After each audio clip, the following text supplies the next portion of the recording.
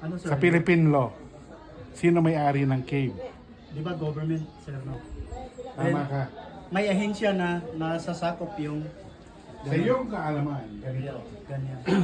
ang farm, ang ibabaw ng lupa ay pwedeng pag-aari ng ng farmer. Farm, yeah, ng Anything, individual. individual, basta may titulo. Yeah. Anything 1 meter below is owned by the state, by the government. Government. So hindi siya pwedeng minahin ng kahit sino, hindi pwedeng basta 1 gobyerno. meter below. Kasi So hindi sinasabi mo binigay ng dinonate ng farmers doon sa... hindi sa kanya yan. Hindi na. Owned by the local government. Talagang sa iyo talaga yan. Owned by the local government by law. By law. So yun ang kaalaman mo ngayon. Yeah. From the I-check ko geologist. Oo. Yeah. Lahat ng mineral Natural resources.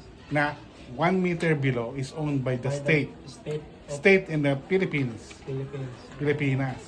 Sino nagre-represent ang Pilipinas? Local government. Yeah.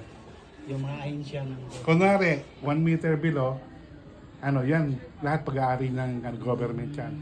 Yung lupa sa ibabaw, pwede ng farmer yan. Merong titulo yan. Ito yan. Yung ilalim, may titulo rin yan, na sarili. So, may Automatic na yun. Basta Oo. ito lang. Yung titulong yun, binibigay ng gobyerno lang yun kung kanino. Hindi bawat yun, hindi sa farmer. Kasi Ano yun, for a anuhin mo period yung of time o forever? Na ibibigay? Forever. Kung kanino? So, bali, lifetime na yan, sir.